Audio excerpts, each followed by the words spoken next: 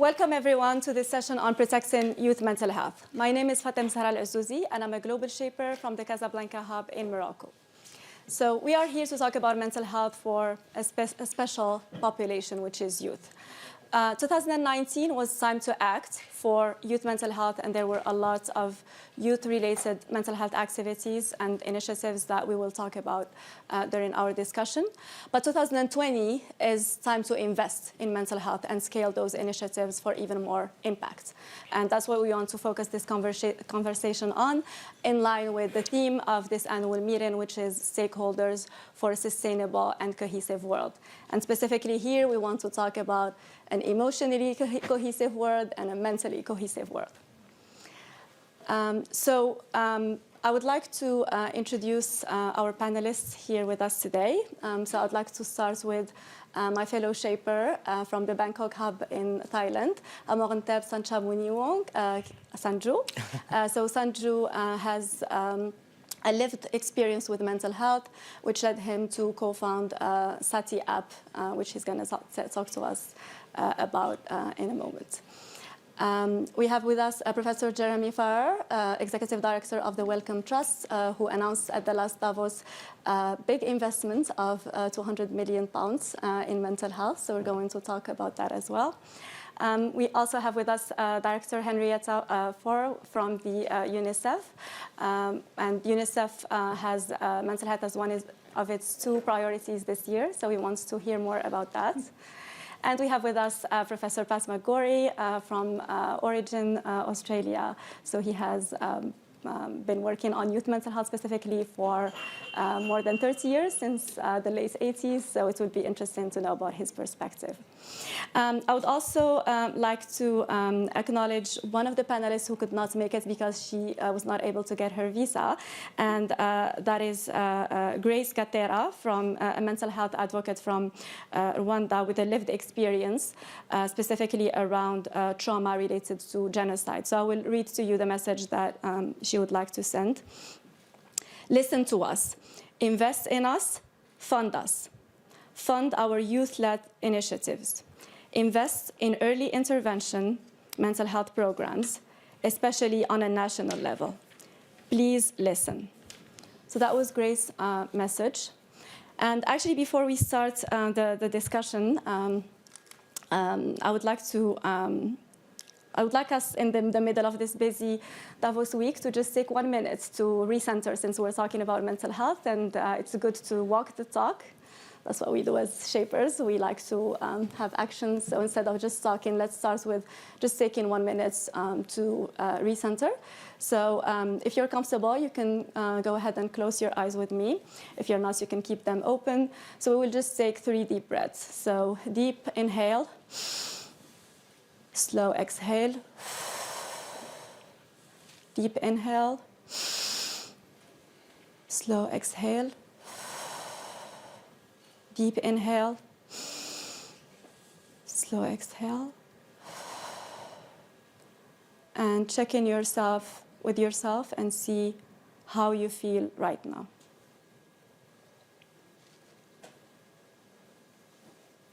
And when you're ready, you can open your eyes. So, Sanju, you're the representative of youth on this panel, so I would like to start with you and your story with lived experience. So tell us about that and how it led you to be a mental health advocate and what you did in this space, especially during the past year. Hello, everyone. I've lived with major depressive disorder and schizophrenia for the past 4 years, and started in 2015. And then it went to the point where I was severely self-harming and having suicidal thoughts and hallucinating. And so by 2016, I was having up to 16 pills of antipsychotic, antidepressant, Xanax, and sleeping pills. But that wasn't enough for me to get better, so I had to go to the extreme of getting electroconvulsive therapy 36 times. it was getting better, but with all the meds that I was on, my weight gained by about 50 plus kgs from what it used to be. So we had to stop the ECT and start with the therapy again. A lot of us I live in a place where people don't really understand what mental health really is. So in 2017, because I was in a place where I couldn't talk to anyone, I couldn't express myself very much, I attempted suicide. I came out of the hospital this time, and then I flew away for a while. And then when I came back, I was again in the same place where people didn't understand what was going on. So 2018, before attempting suicide, I called the suicide hotline in Bangkok, and no one picked up my call. So I was put into hospital, came out, and then I was to put it mildly, I was very pissed off that no one picked up my call, and I thought that if my call wasn't being answered, then how many people out there calls are not being answered? So I decided to take action into my own hand. If the system is not working, then I just decided to create my own application that provides on-demand listening services. Yep. Yeah, so thank you so much for vulnerably sharing that. I've heard that story many times, but it's always inspiring. So what did you do after that experience? So I started doing a lot of research into mental health, especially in Thailand. We have shortages of psychiatrists. We have a very not affordable and not accessible mental health care in the country. We have a system where people are calling into the suicide hotline. 800,000 people called in 2018, and about just 20% were answered in 2018, and it wasn't being fixed, and it has been like that for so long. So I've started a campaign last year that was picked up as a national campaign called Heart with Ears to promote empathy and deep listening and active listening. And that is also what we as Shapers are doing with Friendship Bench and Inuka, where we're going to train 10,000 Shapers globally to become empathetic listeners and work in our own community as active listeners and pass on the knowledge to other people. Yeah, thank you for sharing. So this is an example of a community-based, youth-led initiative to deal with youth mental health. I forgot to mention that this session is live streamed. So if you are following us online and using social media, you can share using hashtag WEF20 and also using hashtag Time to Invest for mental health. So I'm going to go to you, Director. And so UNICEF has set mental health as one of two priorities, the other one being climate change. So that's a bold move.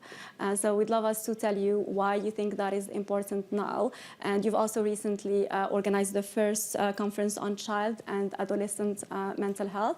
So you just heard the experience of Sanju as an individual experience, but UNICEF has maybe the farthest reach to youth under 18 and children. So how do you envision leveraging that access that you have for mental health, and what kind of solutions you are thinking to bring? Well, these are wonderful questions, and they come out of these experiences. So what Grace said, invest in us, and what you're saying, it is invest in us and in our ideas and ways that we can reach out. So for UNICEF, that's what we're hearing from lots of young people. And as you know, we work in every country in the world. So some of them are in real humanitarian disasters. So that is one group of countries. There is another group that are in development. So they are at every stage, low, middle, and high income. And what strikes you is that children and young people are in need in all of these countries. It is not something that is one particular part of the world. It is not just that it's in low-income countries or just in high-income countries. It's ubiquitous. So we must address it. And so as we look at the world around us, what we are seeing is that about half of most of the mental health issues that come up are there by the time you're 14 years old, and maybe 75% by the time you're 10 years later, you're in your mid-20s. So if that's happening then we've got to catch it early. So what we do with children is very important. When we're in humanitarian situations, let's say it's South Sudan, we have lots of children who have been displaced by conflict.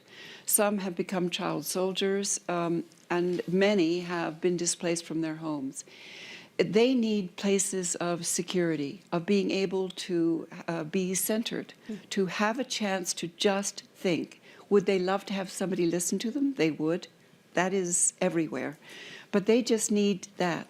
when we go to other places, we are seeing that there are different kinds of needs.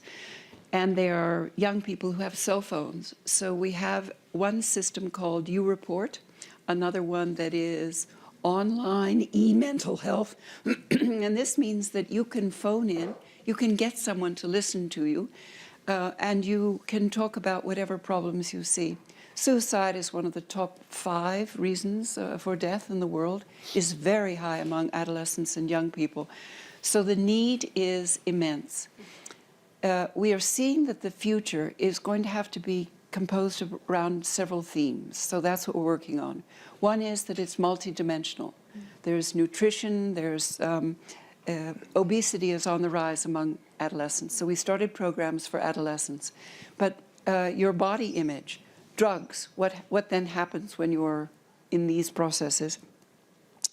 Another one is breaking the silence, stopping the stigma and the discrimination. Many of the problems start in the schoolyards, in bullying, in violence, and violence online now. Big issues. We've started something that Jeremy can also talk about, in which we want to try to help national governments in tracking who in their population has mental health issues, so that they can see what sorts of services that become public health services should be offered to various populations in various parts of their countries. So we'll be hoping to roll that out this year. It'll be part of the national health surveys, but I think it will be a very important part. And then lastly, the initiative the Schaefers have for the 10,000. Peer support is going to be very important for the future. Young people want to help other young people. It's on a wide variety of subjects. But whether you have just come back from being a child soldier, whether you are being reintegrated and you've been in Syria, you're now going back to a home that you may never have visited in Kazakhstan or Kyrgyzstan or another place, you want to talk to someone. And this is the time and the place that young people can help other young people. Thank you so much for sharing those examples. So we have the youth-to-youth support, we have the multidimensional aspects. So most of the time, mental health is discussed in isolation. We feel like, okay, we have this topic for mental health, and there's a population of people who have mental illness. But it's really about every one of us. It's not about whether you have mental health or not. It's just, it's going to happen sometime. It just depends when that happens. So I think this is a good point for you, Professor Farrar, to speak about that multidimensionality. And the Wellcome Trust announced that £200 million investments. So what is the approach you plan to take compared to this states we have right now today? Yeah, thanks very much. And it's great to have had the words from Rwanda. I'm sorry she couldn't come, and personal experience, because if we don't put those voices at the heart of this, then we won't make the progress. And Henrietta said it, and we would all say it, that we're not starting from scratch. We'll hear in a minute there has been progress, but there has not been as much progress in this space as there has been in others. I come from an infectious disease background, but there has not been as much progress in the area of mental health over the last 20, 30, 40 years. And that's a scientific problem, it's a societal problem, it's an innovation problem, it's a funding problem, but it's also a problem within all of us, because I doubt if there's anybody in this room, I doubt if there's many people here at Davos this week who don't have some sort of personal experience of this, whether it's themselves, bravely sharing their stories with us, or brothers, cousins, nephews, nieces, whatever it is. It will affect all of us. I think that's our great opportunity, because it is not about something happening to people far away.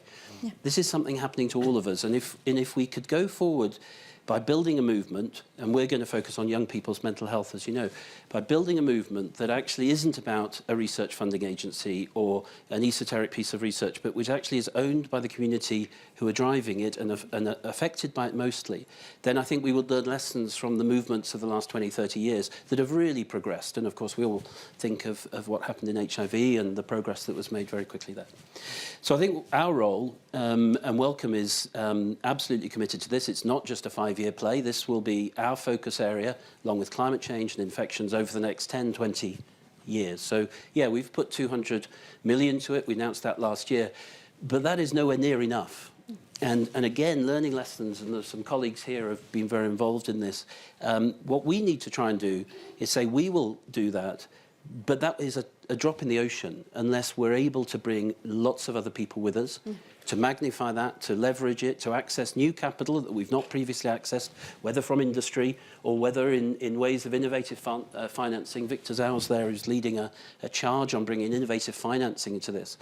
And lastly, I'd say that we absolutely need to break down the silos that the research community has built up over the last 20 or 30 years. I trained originally as a neurologist. You have neurologists, you have psychiatrists, you have people working on neuroscience and basic mechanisms of disease. That community's got to be brought together. At the moment, I'm not saying they fight each other, but at the moment they're fragmented in silos. And this is an area that's been not had enough funding. And generally when that happens, people go more into their silos, not less. The analogy somebody gave to me is if you work on basic science, if you work on terminal care, if you work in a hospital or a hospice, or you're giving advice to people in cancer, you all are proud to say, I work in cancer. We don't have that in the mental health arena. The psychiatrists talk often one language, the people with lived experience talk another, people in neuroscience talk another, biologists talk another. We've got to try and bring these together and say there is an opportunity for all of you here, and you'll be better if we work together than if we worked apart. Yeah. Yeah, thank you. So that's the multidimensionality that we were talking about at a different level among professionals actually in the field. And thank you for sharing that. I am proud to work in mental health, which would be something that we would love to hear. So you touched upon also the importance of having a movement. In line with that, I would like to share that there is currently a global mental health campaign called Speak Your Mind. So this is the first locally started and globally united mental health campaign. So if you want to contribute, you can go to gospeakyourmind.org. And one way that you can help share the message is, as you may know, every 40 seconds, someone in the world dies by suicide. So you can share a 40-second video talking about the importance of this message. So, Professor McGorry, as I said, since the end of the 80s, you've been working on youth mental health. So you probably have learned something that you want to share with us. So we'd love to know what is it that you learned? What do you think are the messages we need to stick to, the approaches, and so on? Talk to us about Origin and what it's been doing recently in that space. Thank you, Fatima. Well, I think you've heard some of the messages already. Yeah. Mental health used to be an us and them issue. As Jeremy just said, it's an us issue. It's all of us, and that's a big breakthrough, I think. And we're feeling it in the room today, aren't we? So that's one of the big things.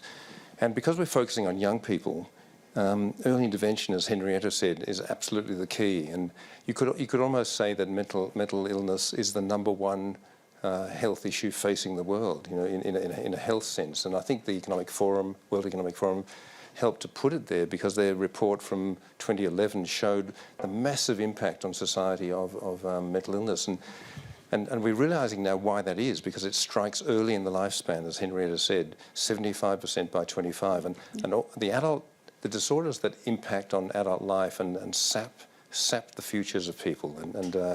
It's premature death, but it's lost potential as well, undermining the energy of society. That's something that, if we tackle that and make that the #1 priority, which Wellcome has actually put it front and centre, which is great, as Jeremy just said, that's very, very important. I started off working in the old mental hospital systems in the 1980s when these terrified young people would be coming into hospital with their first psychotic episode, and they'd often would have been ill for a couple of years. They'd be treated as if they were in their 15th episode of schizophrenia, no hope. It was the only specialty in medicine which would extract hope from the patient at the first presentation.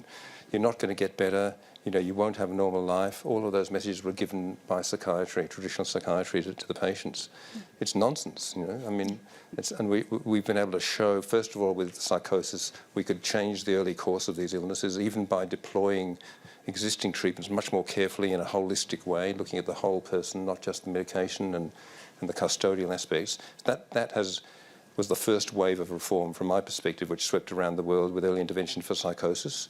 And that is a very major step forward, which still is not available to most people with psychotic disorders around the world, even in high-income countries.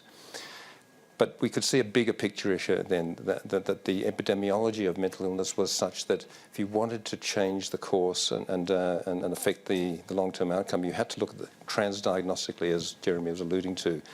These disorders do not fit neatly into categories in a DSM or an ICD. They evolve, and we've seen this with Headspace now in Australia. Yes. We've developed a primary care system in the last 15 years which has spanned the whole country. We have 105 integrated youth health platforms across the country. Federal governments, successive federal governments have supported this very, very strongly.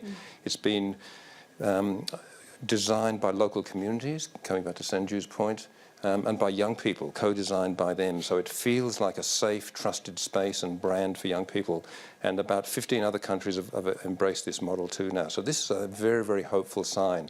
It's not just about the treatments, it's about the culture of care and delivering a health system that delivers what is already known, not just new discoveries, but actually, you know, it's only a very small minority of people that get access to what we can already do in terms of helping them.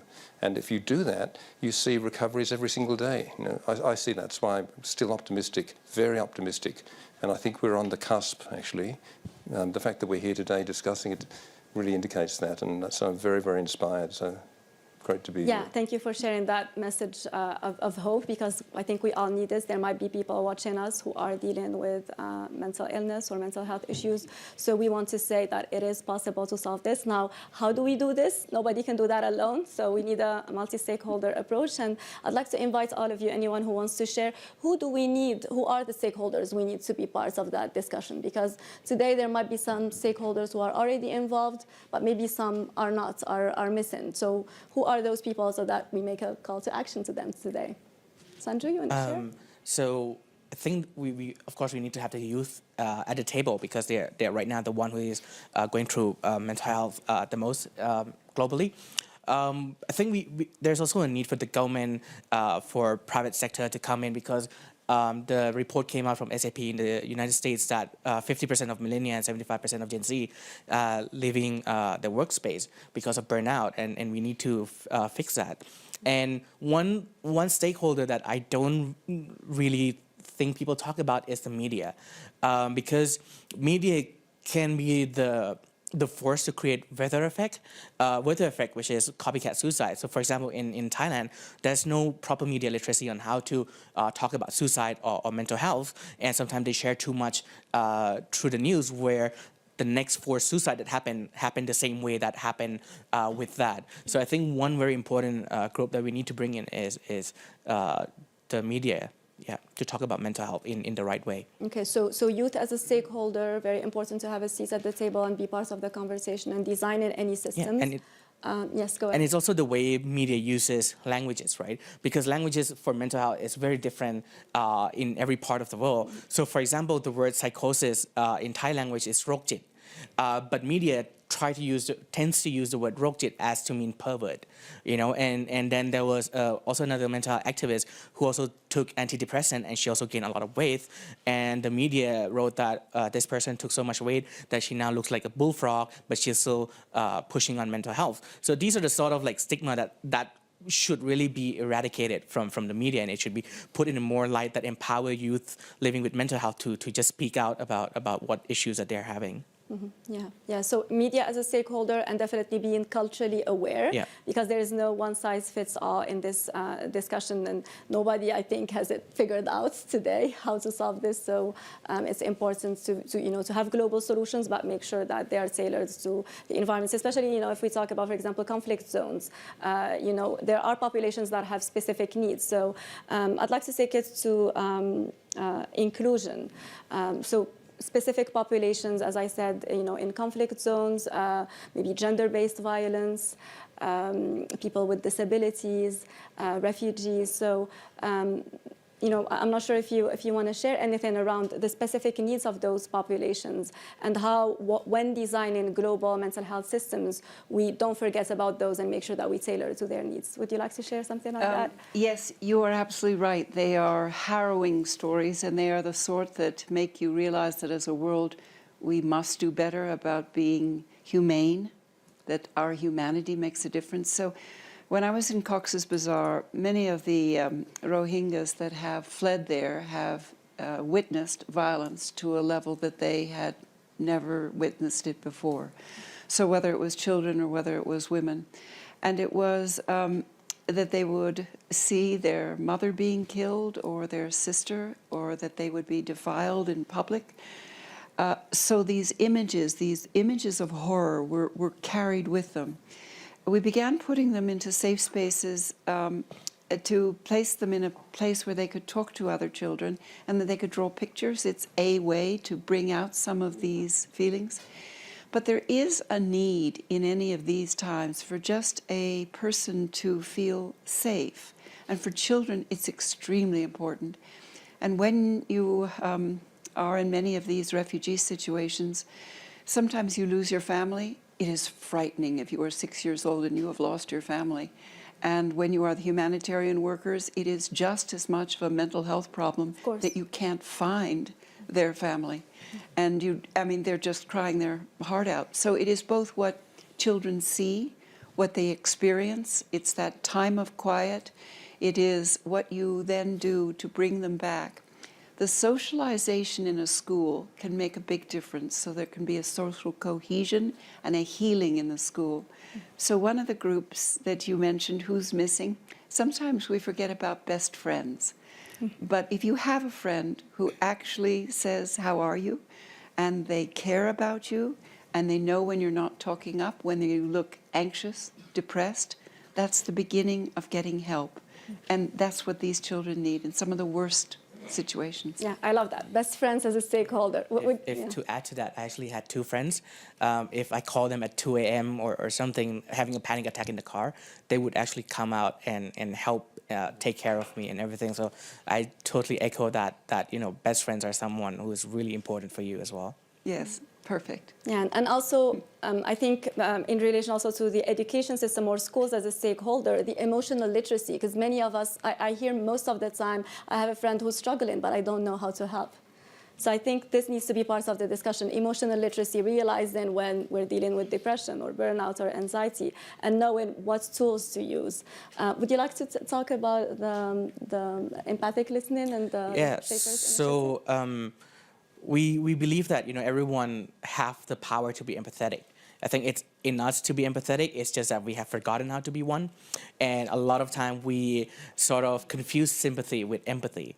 And so what us shapers are trying to do is basically the first line of defense for someone who is about to go into a crisis of mental health breakdown or burnout breakdown is basically to have someone listen to them, and listen to them without judgment, and listen to them without telling them what they need to do, and just listen. Because like you said, art pieces and whatnot is very important. It's just a way for us to express, either through art, through cooking, through talking, and just to have that is very important. And that's why us shapers are working with the Friendship Bench by Dr. Dixon and Inuka to train. Right now we are doing pilot project with 15 shapers from 15 cities around the world, and then we hope to slowly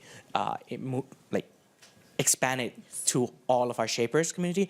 And because for us shapers, as you know, we are considered as high achievers, because we are not just doing our main job, but at the same time we are volunteering our time to make the world a better place. And there's a lot of tasking things that goes on with us, and sometimes for us just to have a shaper friend who understand the immense pressure that we are going on is also very important. So this is going to create that a strong bond and peer-to-peer sort of helping one another out. Yeah, activism burnout is very important, especially in this culture of young people I'm not in the Forbes 30 under 30 list, so I haven't done anything in my life. So I think it's important to address that. Yes, Professor Farrar, you had a comment. Yeah, I think rather than asking who should be in the tent, I think it's better to ask, there's no reason why anybody should be outside the tent. I mean, if you're going to create a movement, this can't be about us and them, as you said earlier. It's got to come from those people with lived experience, and it's got to bind everybody in. If there's one thing that WEF does, many things, but if one thing WEF does, it brings together the whole community. You can't deal with this unless we also talk about the workplace. You can't deal with this unless companies engage on it, and not just the pharma companies who may produce products, but everybody, including us as an employer, because that workplace mental health is an issue. It's an issue of health, of course, and well-being, but it's also critically an issue of economic productivity. So this is something that has to bind everybody together. And we all agree that there's no single magic bullet here. It's a holistic approach and it has to be integrated. Absolutely, we're all bought into that. But that's not the same as saying there isn't accountability. And again, the thing at WEF is you come, you have the debates, you have the discussion, and there are people who can make decisions here, and there are people who have great influence. But when you've gone, you've got to go away and commit to delivering what you promised when you were here, because otherwise there's no point coming. And so that's something that's gone through last year. We did this with SEPI many years ago, and we come here, we debate, we discuss, we all agree in the main, we've got to go away, and those of us who are in positions of authority and leadership have then got to make it happen. And if we don't do that, the thing that Richard Edelman, who's sitting over there, talks about trust and accountability is lost. So that's the pressure, I think, that comes back to everybody that's here, saying the right things to make it happen when we leave here. Yeah, so those stakeholders that we need to bring in to make them accountable. I know that Wellcome Trust is not working in isolation on the 5-year program. So I suppose you already have some stakeholders that you're working with. Do you think there are any missing that maybe for some reason you couldn't reach or who are not part of the discussion and you'd like to?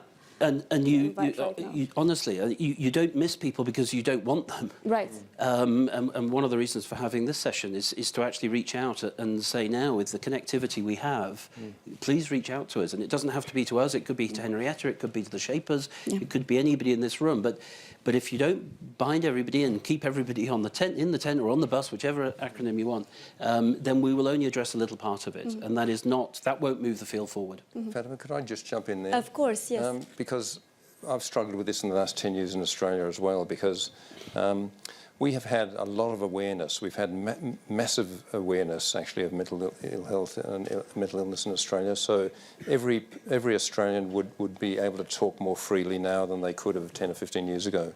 But it's actually caused stagnation of action in some ways, because people think by talking about it, something's being done. You know? And actually, what Jeremy just said is very, very important. There's a real call to action here, not just from the private sector, from World Economic Forum world, which is fantastic. The corporate world is getting engaged with this finally. I'd say it's been very late in the piece, I must say. But World Economic Forum has played a good role here. But government is off the hook in many ways. And even when we have sympathetic ministers and prime ministers, we've had about 5 very sympathetic prime ministers for mental health in Australia. We have had this progress, especially in youth mental health. That's been great progress. But the fact is, we don't have parity. We do not have parity. If you have a mental health problem, you do not get the same access or quality of care, even in rich countries. And that's a fact all around the world. And we have, the high-income countries have got a lot of neglect. So how is that going to change? It has to be driven by the public, by the voters, actually, the voters. And so campaigns are developing, United for Global Mental Health, based in the UK. In Australia, we have Australians for Mental Health. This is a new grassroots movement giving a voice to every single member of the public. That's the goal, because every single member of the public is affected. But if they don't actually indicate that they care about it to the political world, we're not going to see government investment. That's the missing ingredient, I think. Yeah, so the grand public and voters specifically as a stakeholder, I guess, if we can call it that way. So would you like to touch upon why do you think it was a successful experience in Australia to have the political support of federal governments? Well, how can we replicate this in other countries? Well, it's very interesting, because I tried for a long time, the first part of my career, to get governments to invest in schizophrenia and psychosis and serious mental illness, which is obviously still pretty neglected.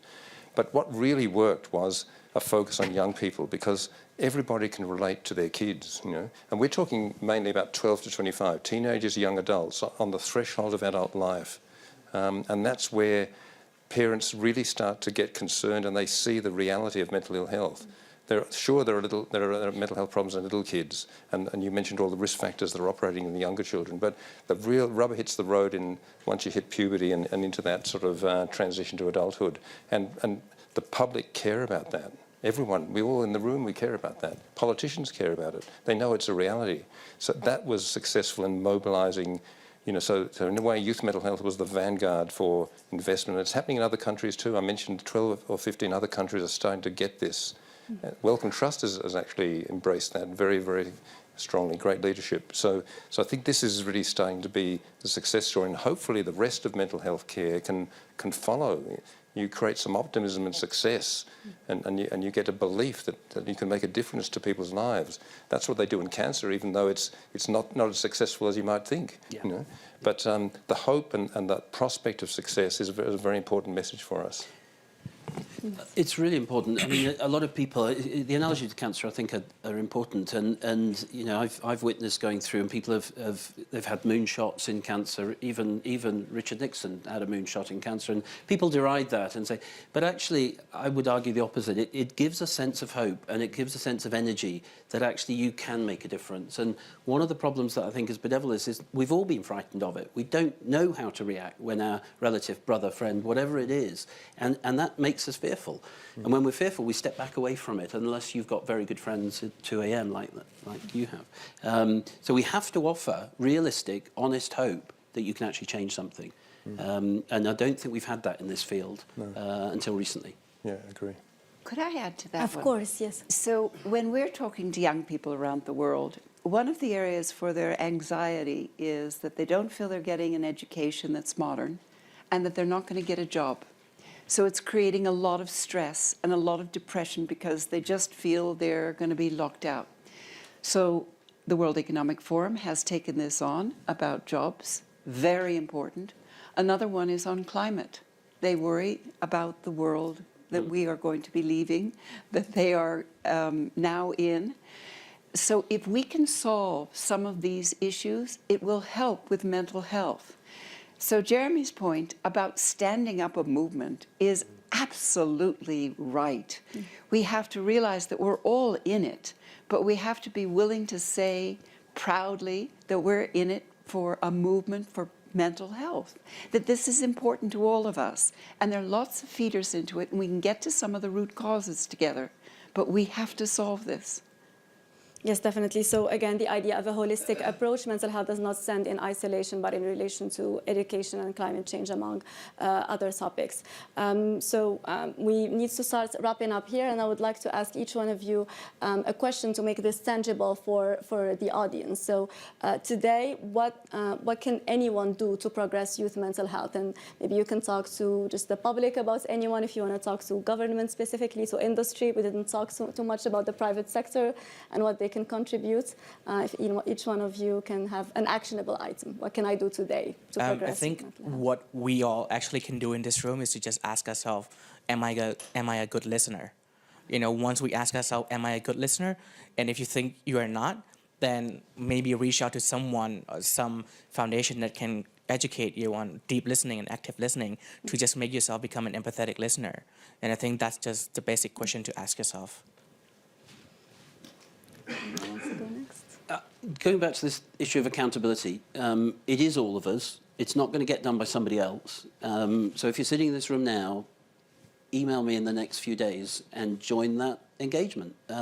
We would love to have people engaged with this. My email is available somewhere. Email us and get involved, because you'll make a difference.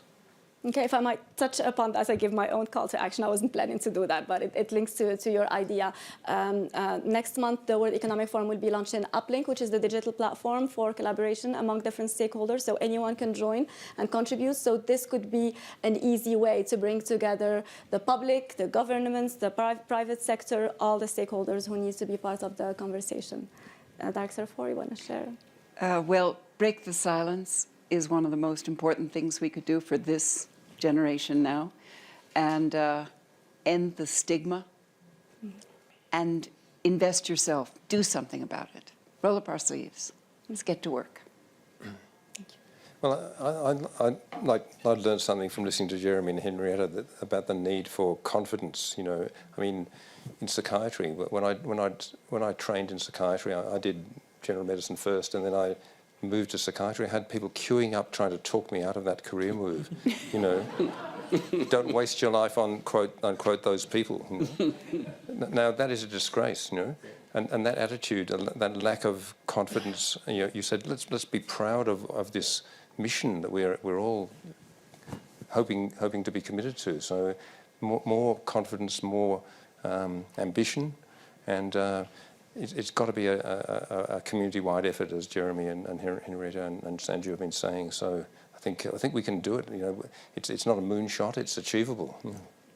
Yeah, so, to wrap up, and then on this positive message of hope, so we know we can achieve this. There has been some progress made, but definitely there's a lot more to be done. Keep in mind this holistic approach, that mental health does not stand in isolation. Again, everybody needs to be part of the conversation, because nobody needs to be outside this circle of stakeholders, and holding those stakeholders accountable in order to reach actual impacts and not keep it just at the talking stage. Remembering the message of inclusion as well, so caring for those vulnerable and underrepresented populations. And stigma, of course, this effort needs to continue, in parallel with investing in mental health. And I would like actually to invite you all to watch a video on that, how to break the stigma, and it's for the Speak Your Mind campaign.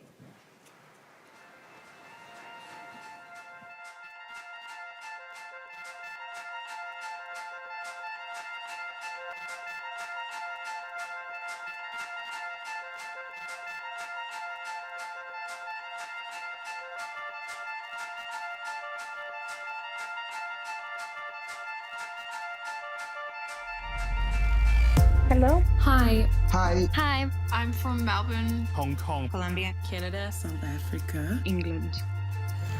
Every 40 seconds, someone dies by suicide. Every time someone dies by suicide, you lose all the brilliance they could have brought into the world. I personally have struggled with anxiety my whole life. We need mental health to be taken as seriously as physical health. I'm calling on my leaders to act on mental health, because people in Pakistan and all over the world deserve better. For too long, there's been stigma attached to talking about mental health and well-being. Mental health has been neglected for too long. It concerns us all, and greater action is urgent.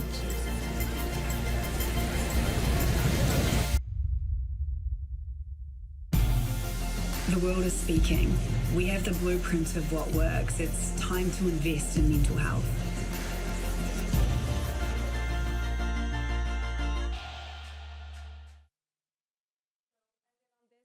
It is indeed time to invest, and we hope that you all will contribute to 2020 being the year for investments in mental health. And you have a clear call to action here, so you can contribute by participating in the campaign. I would like to thank all the panelists. That was a delightful discussion that we've had, and this message of hope again that we're giving to anyone who might be struggling. Thank you all.